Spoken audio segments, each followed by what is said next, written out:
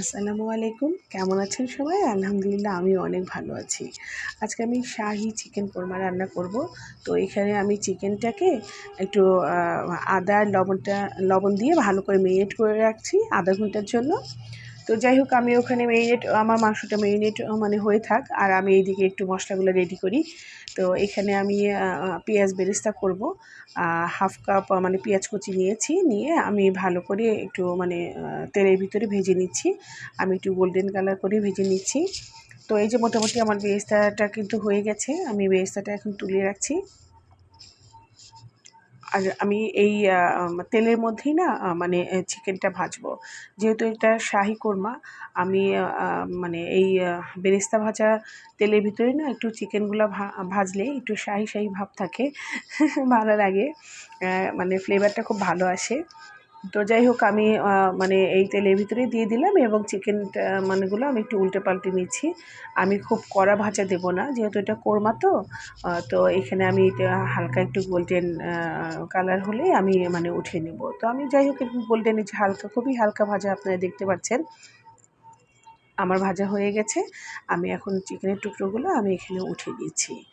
আর এদিকে এই কোরমাটা রান্না করার জন্য আমি একটা মানে মশলা তৈরি করে নিচ্ছি।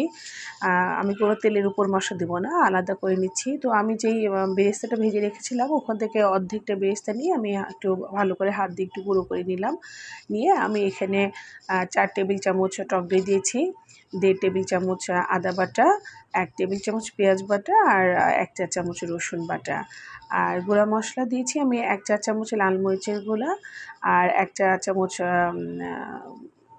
কালো গোলমরিচের গুঁড়া, টমেটো সস দিলাম 1 চা চামচ, আর জয়িত্রী জায়ফল একটু পরিমাণ মতো একটু বুঝেই দিয়েছি, কারণ এটা বেশি দিলে আবার একটু গন্ধ, এটা একটা তীক্ষ্ণ একটা গন্ধ থাকে, তো একটু আমি পরিমাণ মতোই নিয়েছি।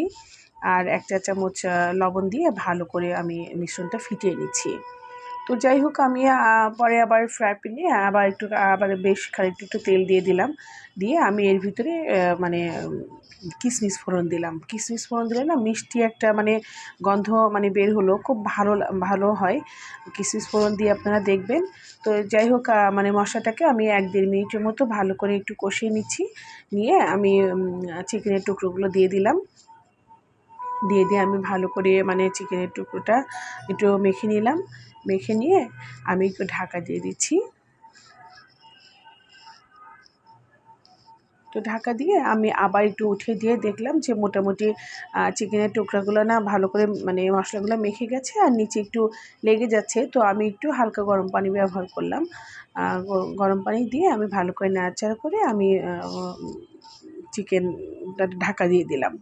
দিয়ে আমি কিছুক্ষণ পরে 5-7 মিনিট পরে আমি দেখলাম যে চিকেনের ভিতর থেকেও না অনেকটা পানি বের হয়ে গেছে।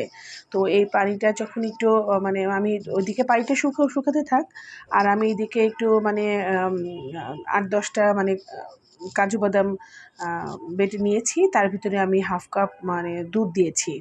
আর এদিকে বারবার একটু চেক করছি মানে চিকেনটা কতটা সিদ্ধ হয়েছে। তো মোটামুটি এখানে মানে 3 ভাগের মতো সিদ্ধ হয়ে গেলে আমি এই কাজু বাদাম বাটাটা দিয়ে দেব।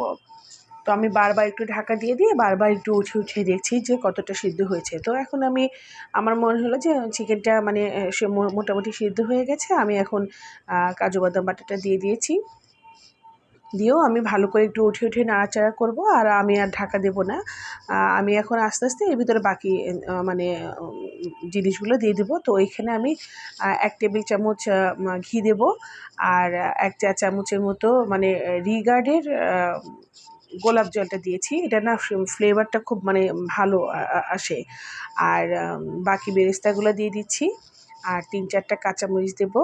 দিয়ে আর 2 চা চামচের মতো আমি চিনি দিয়েছি। যেহেতু এটা কোরমা তো একটু মিষ্টি মিষ্টিই হবে। তো আমার বাচ্চারাও একটু মিষ্টি খেতেই পছন্দ করে। তো যাই হোক আমি দিয়ে দিলাম। আমার কিন্তু রান্নাটা অলমোস্ট রেডি হয়ে গেছে। তো আমার এই রান্নাটা যদি ভালো লেগে থাকে তাহলে অবশ্যই লাইক, কমেন্ট, শেয়ার করবেন। আল্লাহ হাফেজ।